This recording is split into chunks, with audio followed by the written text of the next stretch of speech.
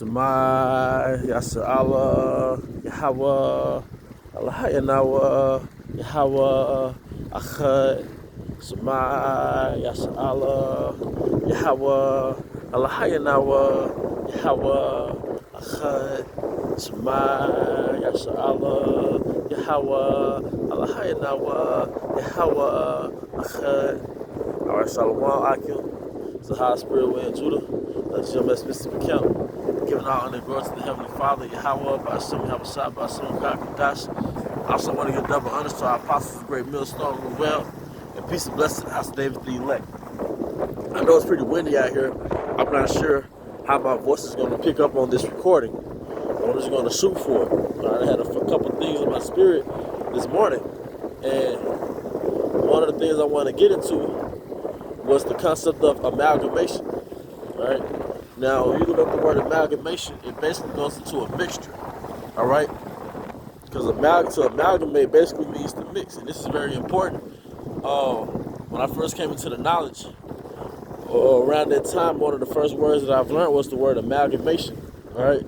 Because I was reading this book prior to that called The Destruction of Black Civilization, and they were going into how, parts of Africa that was depicted of, having basically Arabs in there or Edomites in there was a result of really amalgamation.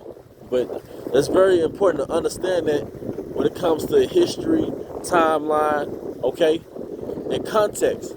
Because when you watch movies and you go into your books and they show pictures of,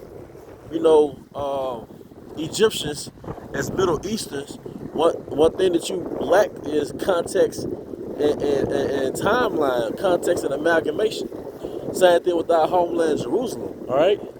When you look on TV, you see who? You see either Ishmaelites, the sons of Ishmael, or those fake Jews in our homeland, because you lack context and the understanding of amalgamation. So that leaves you with the deceitful frame of reference. You have a poor frame of reference of who was in our homeland, all right?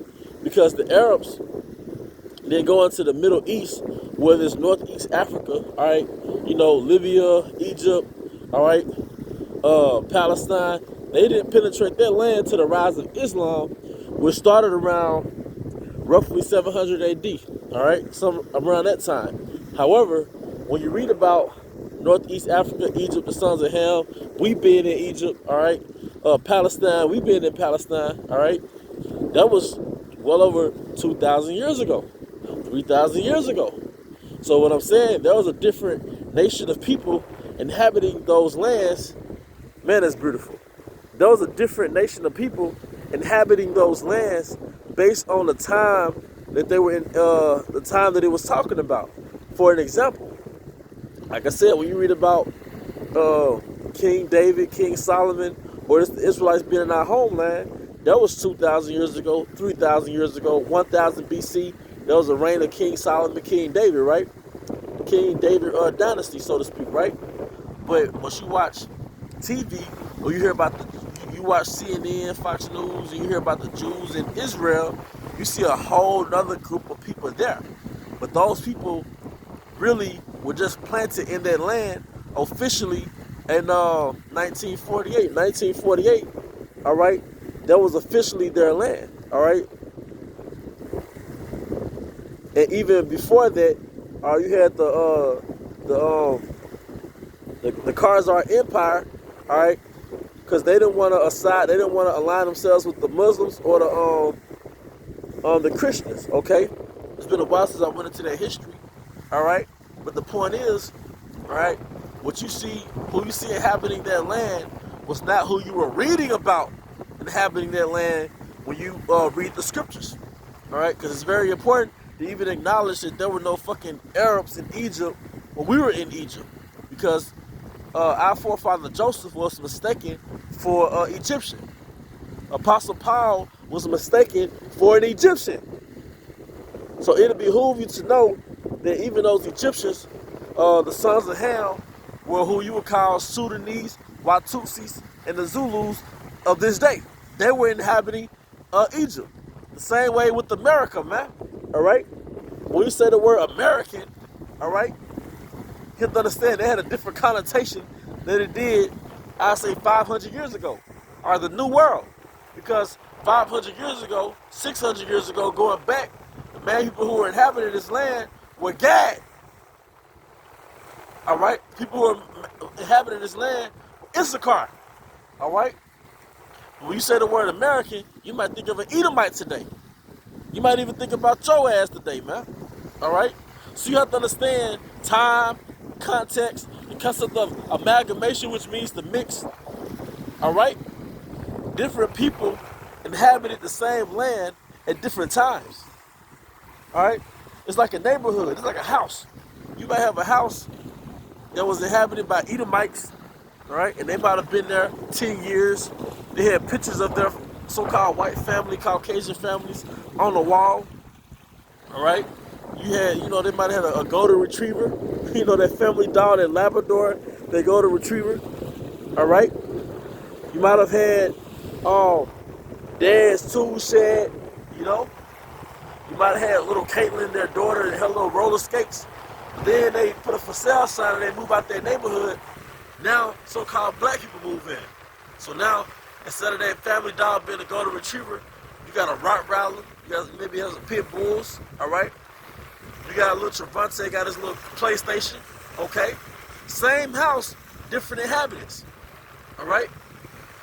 But when you do a timeline of who stay there, you will see that different people inhabited that same house at different times, all right? But if you don't have your context and timeline on point, you might think the whole time it was just Edomites inhabiting that house. But then you realize, down the road, a different nation of people inhabited that house. That's what happened with our homeland. And that's why a lot of people, they argue that the Lord was mixed. And he was all this because they have a conflict of facts versus perception. The fact is, the Lord was a so-called Negro. The perception was that he was a so-called fake Jew. So the evidence in their mind will be based on the current people who inhabited their land, which were fake Jews and Ishmaelites, all right, fighting over their land. So his frame of reference based on what he's seen in the media, what he's seen in entertainment, what he's seen in these history books, just so happens to be constructed by Esau, gave him a frame of reference that was inconsistent with who really inhabited their land, man. It'll behoove you to understand the concept of the word amalgamation. It'll behoove you to understand context and timelines, man. All right? Because that's very conducive to the greater picture of learning who you are and where you came from, and understanding that you deserve to be more than some newly constructed creature in America, man. Something that was engineered, all right, now something you deserve to be more than this Negro that Esau engineered in America, his Frankenstein, man. You deserve to be more than somebody who became civilized when he became a Christian in slavery, man. I think you deserve to be more than that, man. You deserve to be more than educated by the time you get in Esau's institutions. You get indoctrinated and Esau call you educated, which basically insinuates that you were a brute beast or you were uncivilized until you came in his system, man. The same system they got, if I'm not mistaken, 22 million hours of free labor off your ass, man. It'll behoove you to know that you were a somebody before Esau got a hold to you, man. All right? See, when it comes to Christianity and being a damn American, history doesn't matter.